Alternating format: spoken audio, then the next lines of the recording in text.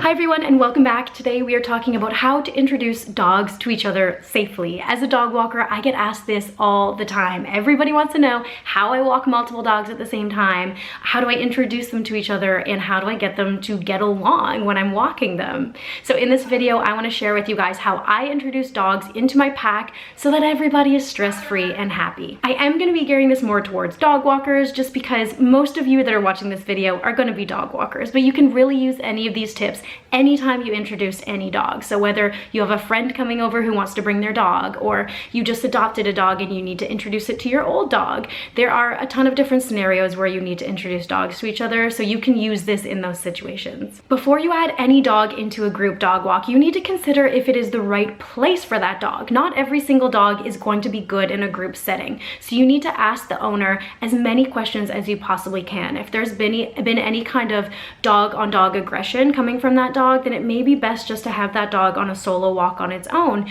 You really need to get down into all of those hard questions to see if this dog is even going to enjoy being in a group. There are 3 things that you need to consider when you're setting up a group dog walk, and that is location, energy level, and personality. I've made a video already about how to choose which dogs go with each other in a group dog walk, so I'm gonna link that up here for you guys. But in this video, I really wanna focus on introducing the dogs in the actual moment. So make sure that you go and check out that video to get more ideas of how you can actually set up the dog walk before the walk happens. Now, if you're planning on walking 2 or more dogs together at the same time, then you absolutely cannot throw everybody together in the same walk when they don't know each other. This will just cause a lot of stress in the dogs, and a dog that is stressed or feeling threatened could do anything. The last thing that you want is to have a dog fight, so just avoid doing this. What you want to do instead is introduce them to each other one at a time, slowly, starting with just 2 dogs. You want to start with 2 dogs that you're almost positive are going to get along with each other based on personality and energy level.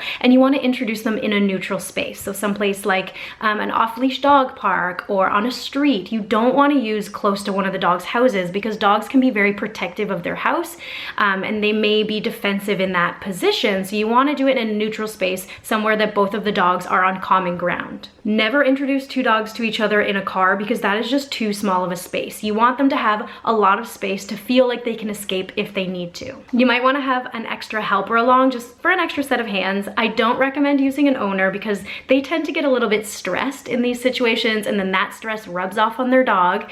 But if you have nobody else, then the owner can sometimes be a good asset in this case. Make sure that you have a pocket full of treats and are ready to give out a lot of praise. If it's possible, have the 2 dogs meet in an off-leash park, because there are some dogs who can get stressed out when they meet another dog when they're on a leash. It can make them feel kind of trapped. This isn't always possible, so if you have your helper there, each of you take 1 dog to yourself. With your partner holding 1 dog and you holding the other, let them go near each other and sniff each other. Then give them lots of treats and praise to show them that they did well in their meeting. Next, and this part is very important, the 4 of you can go for a walk together. This is important because it solidifies that pack bonding between the new dogs. They see that this other dog is not a threat. You're going on a nice walk together, and it helps them to see that you guys are now a group as opposed to individuals that you should feel threatened by. It doesn't have to be a long walk, just a little walk around the neighborhood just to kind of solidify that relationship. Once that initial meeting has gone well, you can walk those 2 dogs together for a number of days before you add in a 3rd dog into the mix. You may be really eager to have all of your dogs join the group all at once, but I have found that this slow addition of dogs over the course